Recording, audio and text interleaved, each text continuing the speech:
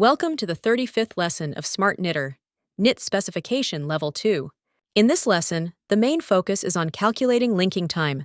First, go to the Linking Instructions tab. You can see that the software will automatically calculate the linking time.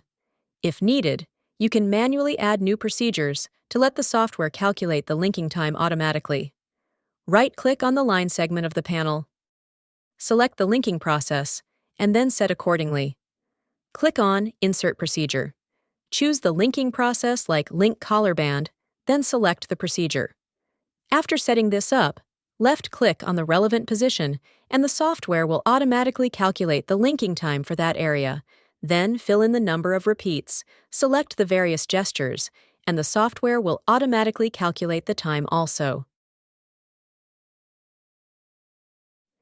This marks the end of this class. Thank you for watching.